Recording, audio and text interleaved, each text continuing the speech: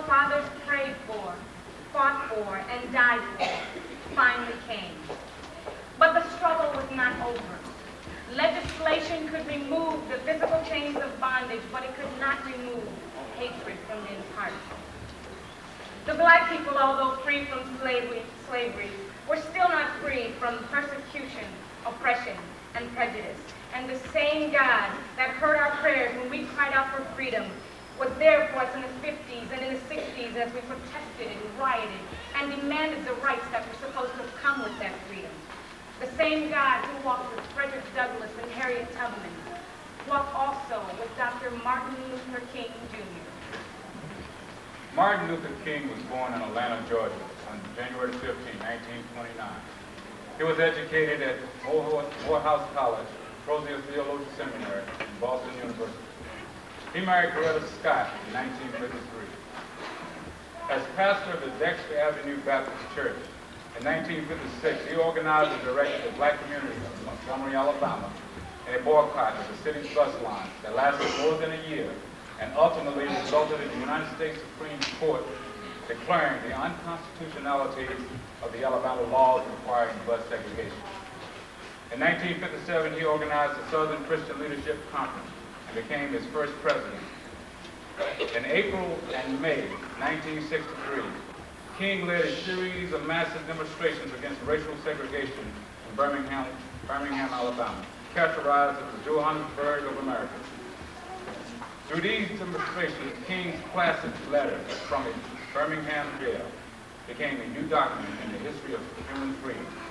Later that year, King reached new heights as a national leader with this I Have a Dream speech on the historic march on Washington. Some were beginning to say the threats. Talk about the threats that were out. Well, what might happen to me or one of our sick white brothers. Take your time, Bob. Well, I don't know what will happen now. We've got some difficult days ahead. But it really doesn't matter to me now. Because I've been to the mountains. Yes, sir. Yes, sir. Now I don't mind. Like any man, I would like to live long life, longevity passes. Take your time, son. Take your time. But I'm not concerned about that now. Just want to do God's will. Come on with it. He's allowed me to go up to the mountains. Yes, sir. Yes, sir. Now I look over. Come on now. Not seeing the promised land. I might not get there with it. Yes, sir. But I want you to know tonight that we as a people will get to the promised land. Come on now. Come on now. Tonight, I'm not worried about anything. I'm not fearing any man. My eyes have seen the Lord. I'm coming up to the Lord. So I say to you today, my friend. Yes, Lord. That although we face the difficulty of the day and tomorrow, I still have a dream. I got a dream.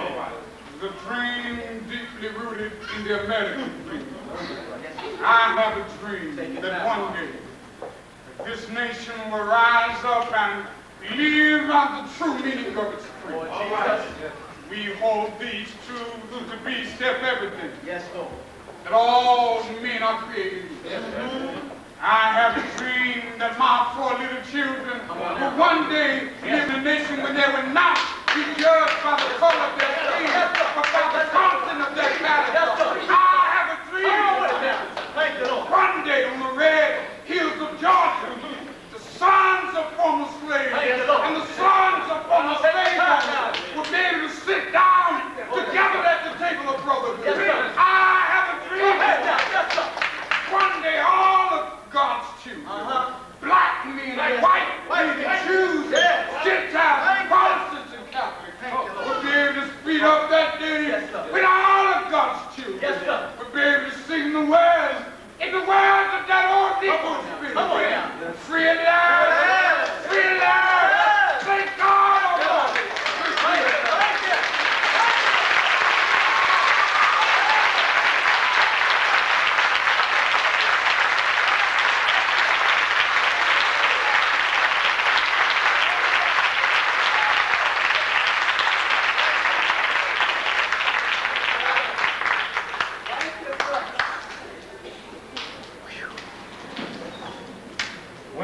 garbage collectors of Memphis, Tennessee called on Dr. King for assistance.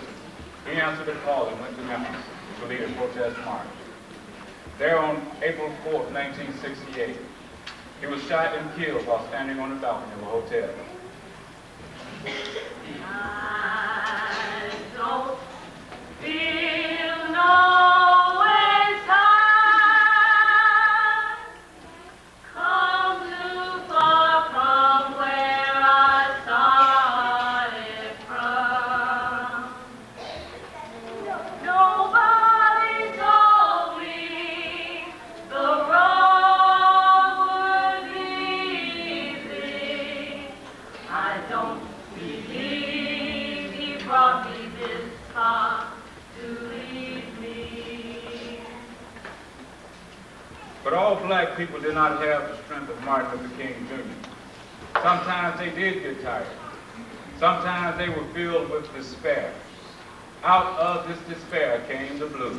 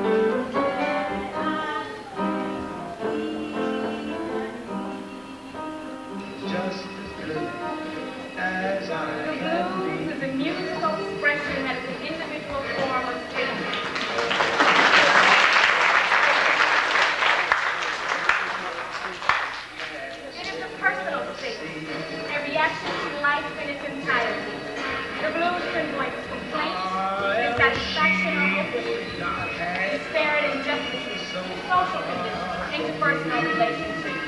It can voice the need for love, the lack of love, and many times even the loss of it. Its musical characteristics emerge from the storehouse of resources that have been created and maintained by blacks since the first arrival of slaves in America. And its messages reflect the experience of generations of the black people. The blues were first written in 1912 from sheet music of W.C. The music blues was issued. Handy, a Southern musician, joined the Black Radio Show at the age of 23.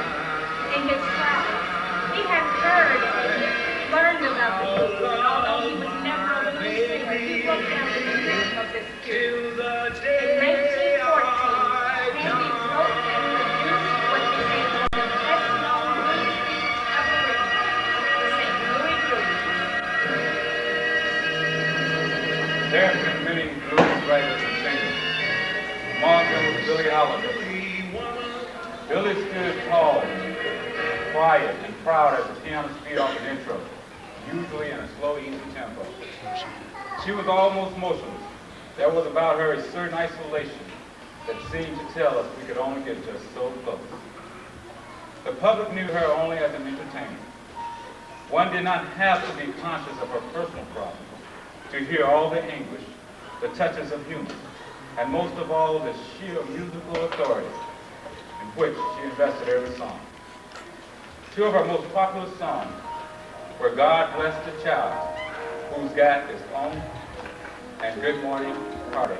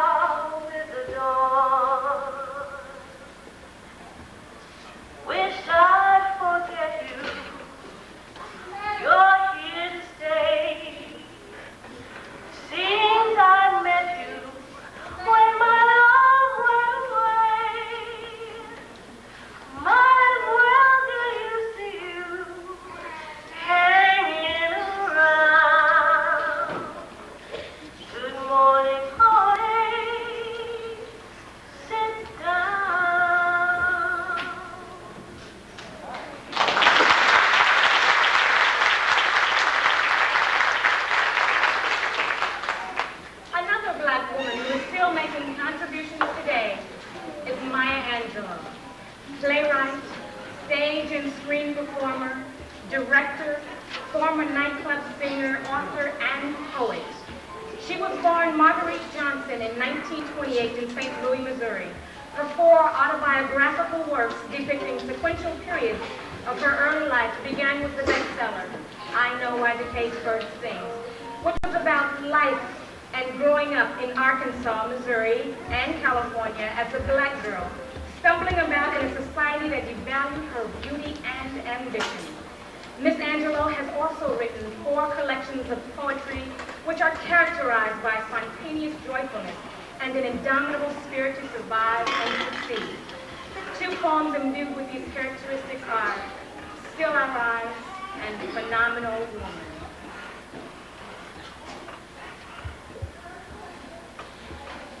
Pretty women, wonder where my secret lies. I'm not cute, or built to the fashion models inside. But when I start to tell them, they think I'm telling lies. I say, it's in the reach of my arms, the span of my hips, the stride of my step, the curl of my lips. I'm a woman. phenomenally. That's me. I walked into a room, just as cool as you feel, and to a man, the fellow's hands were falling upon me. They swung around a highway. I said, fire in my eye, the flash of my teeth, swing from my waist, joy in my feet. I'm a woman, phenomenally, that's me. Men themselves wonder what they see. They try so much, but they can't understand my women mystery. And when I try to show them, they say they still can't. I say, it's in the art of my back, the sun in my cheek, the rise in my breast, great feelings in my side. I'm a woman, not a woman, that's me. Now you understand just why my head's like that. I don't shout, jump about, or have to talk real loud. When you see me pass the building, it ought to be you right. I say, it's in the click in my ear, the bend in my hair, the palm in my hand, the knee in my ear. I'm a woman, phenomenal. That's me.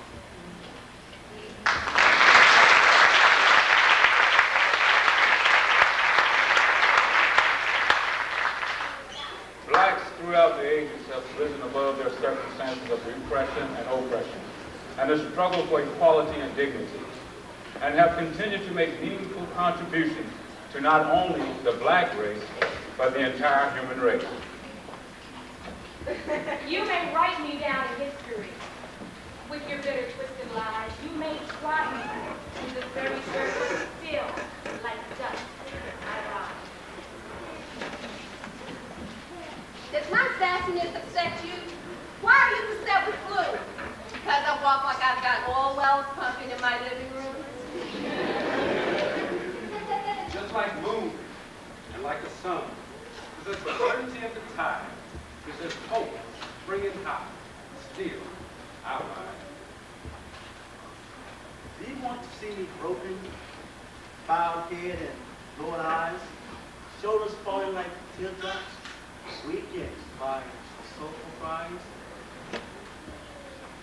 Does my cockiness offend you? Don't take it so awful hard. Because I laugh like I've got gold mines pumping in my backyard. You may shoot me with your words. You may cut me with your eyes. You may kill me with your hatefulness. But still, like air, I'll rise. Out of the huts of history's shame, I rise. Up from the past that's rooted in pain, I rise. I am a black ocean, leaping and wide, welling and swelling, I bear the tide. Leaving behind nights of terror and fear, I rise.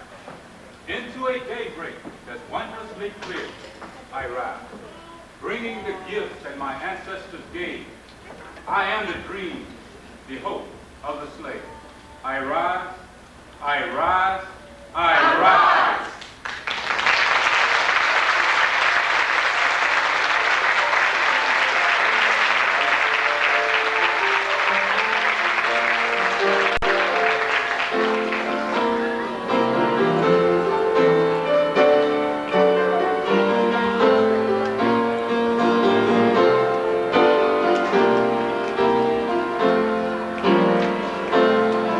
Everyone can see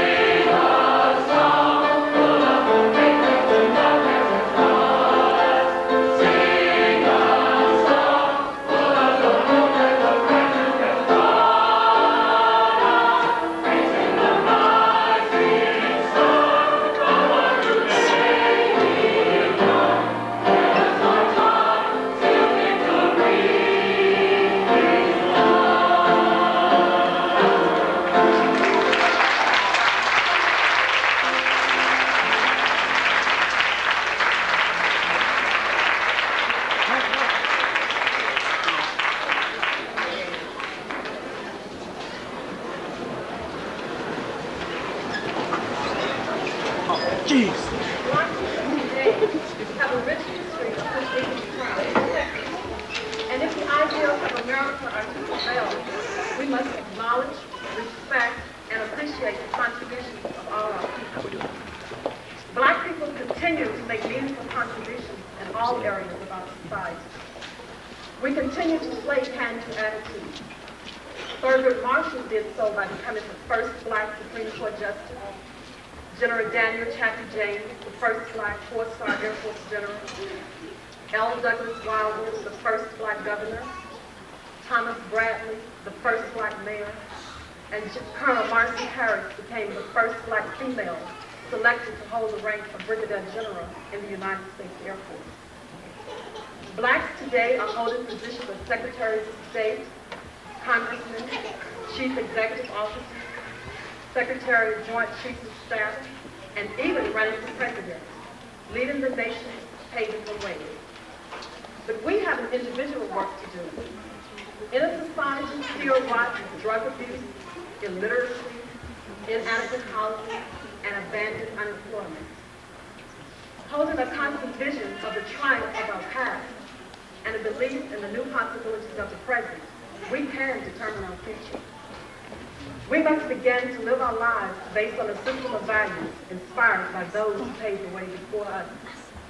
It is time to grasp a renewed sense of responsibility to ensure that we leave a legacy as elegant as that our forefathers left us. At this time, ladies and gentlemen, I would like to recognize the directors of tonight's production. Will Ms. Pat Freeman and Mr. Arnie Terrell please come to the stage?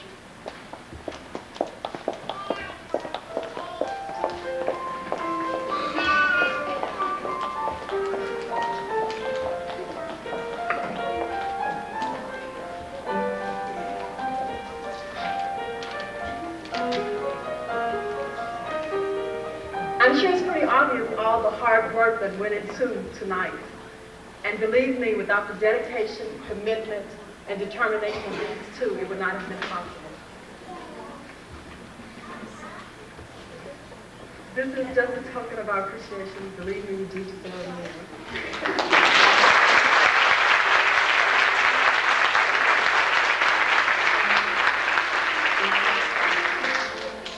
At least. I'd like to thank our cast. First of all, let me just thank everyone for being here tonight. But let me thank the cast. I'd like to thank my prop person, Brenda Gorham, who has done a wonderful job backstage. I'd like to thank my husband, who was the stage manager, for doing such a wonderful job. And a very special thanks to Timothy Dorch, who directed the choir. And the extra special thanks to the guy who built the lights for us. We didn't have lights. The guy who made the sound for us. It's very difficult to do a show without lights and sound. So please let me thank Keith Fitzgerald. He's in the back on the line.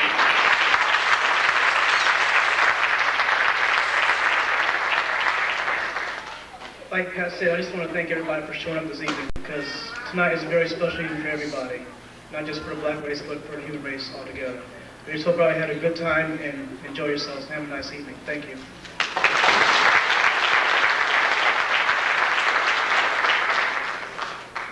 We'd like to thank all of you for coming out tonight, because without your participation, believe me, it would not have been the success that it is. And we hope that we can count on you to make our next 3 upcoming events as successful. Hopefully we'll see you tomorrow at the forum dealing with social issues at the NCO Club starting at 11 o'clock. On Friday, we have the fashion show here in the theaters. And on Saturday, the banquet at the NCO Club. Social hour starting at 6 o'clock, dinner at 7. Thanks again. Good night.